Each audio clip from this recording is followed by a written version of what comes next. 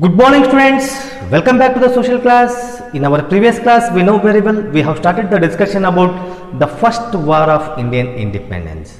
Am I right? So as we have started the discussion about first war of Indian independence, we have already discussed about the reasons for the first war of Indian independence. So later how the mutiny or how the first war of Indian independence took place, went on, that also we have discussed in our previous class itself. And today we are going to discuss the next important concept of this lesson, which is none other than reasons for the failure of mutiny or reasons for the failure of first war of Indian independence. See, when it comes to the reasons for the failure of mutiny or the first war of Indian independence, various reasons were there, number of reasons are there. But it is not possible for us to discuss each and every reason which were very important for the failure of first war of Indian independence. But what we are going to do means, among them only which are very important, that we are going to discuss in detail in this module or in this class. Okay. The first one is mainly concentrated on the issues of the right of king and queen. See, the first war of Indian independence which took place in 1857, it mainly concentrated over the issues of the rights of king and queen. So as they lost their kingdom either with the doctrine of lapse or with the subsidiary alliance, so they were only playing a very important role in this first war of Indian independence or in this mutiny. The others were there, they were not at all taking the active part in this. So it was not concentrated, not focused towards the common civilians, the other people. So the people, those who lost their power, they are only trying their level best to get it back, that's all. So it was also one of the reasons for the failure of the first war of Indian independence. Second is, it was not at all planned, not planned. See, in order to get the success, it is compulsory for us to pre-plan. And whenever we are going to plan, automatically it is possible for us to get the success. Okay, there is a saying in English, you might have heard, well begun is half done. In the sense, if we are going to start correctly or planningly, then automatically it is possible for us to get the success. So, but here what happened, you see, when the first war of Indian independence took place in India, there was no plan at all for that. So, without plan only, it broke out. And when without plan it was broke out, it was very easy for the British to suppress this revolt. So, instead of that, if we were having the ideas, we were having the plannings, maybe it was possible for us to get the success in 1857 itself, and maybe we could have got the independence also in 1857 itself. So as we were not at all having any plan, another 90 years we were supposed to wait for our independence. Finally we got independence in 1947, that you all know. Next is, many unexpected results also took place in this war. See, as it was not at all planned, what we were expecting, according to our expectation, nothing is going. So the results are also coming unexpectedly. So as a result, what happened, you see, it was very difficult for us to get the success in the first war of Indian independence. See, we were expecting support from everyone. But what happened, you see, some of the traitors, they joined the hands with the British, and as they joined the hands with the British, it was very difficult for us to get the success in this mutiny or in this first war of Indian independence. Unity among British and disunity among Indians. See, it is also one of the reasons for the failure of first war of Indian independence. Definitely, see, unity is going to play a very important role in order to get success in any of the work.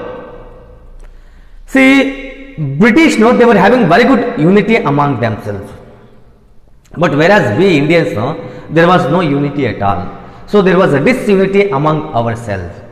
See, as the British were having the unity, it was very easy for them to get the success in this first war of Indian independence. But whereas, as we were not at all having any unity among us only, what happened you see? It was not possible for us to fight courageously, to work with the British, and as a result, we lost the war and lacked in direction and leadership. See, in this, there was no proper direction. So, how to attack, where to attack, when to attack, there is no direction and there is no leader also. So, as a result, what happened you see? The first war of Indian independence was utter failure. Okay. So, if the able leader was there and if he was able to give the direction to the Indians during that time in a proper way, maybe it was possible for us to get the freedom in 1857 itself. Okay. Next you see, lack of discipline and organizing skills. Now you see, discipline is also going to matter a lot. Indian soldiers were there, the Indian soldiers, they were not at all having any discipline. So they were lacking in discipline, and at the same time they were lacking in the organizing skill also comparing to the British. They were very, very disciplined people, and at the same time they were having a very good organizing skill also. And as a result, it was very, very easy for them to suppress this movement very easily. And finally, we lost the war. So maybe these all things were in favor of us. If all these things were in favor of us, it was possible for us to get the success. See, apart from that, the Indian soldiers lacked military strategies. So Indian soldiers were there, they were not at all having any military ideas, military plannings. No doubt, number of Indian soldiers were only high in number. Even though number of Indian soldiers were high in number, they were not having any direction or any idea how to attack, and because of all these things, we were supposed to fail. Many of the Indian kings extended their loyalties to the British and did not support the freedom fighters. That's what I used to say. See, many of the local kings, many of the Indian kings, they were loyal to the British. So these are going to be known as traitors, Deshadrohigalu. Instead of giving the support to the first war of Indian independence, these people joined their hands with the British. And as they joined their hands with the British, automatically it was very difficult for us to get the success in first war of Indian independence. So these people, the Indians only became the enemies of India, and it was very difficult for us to get the success.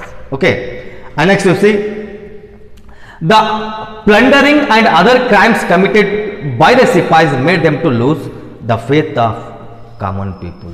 See, some of the soldiers, they engaged in dacoit, robbery, plundering. So that too, they attacked over the common people, civilians.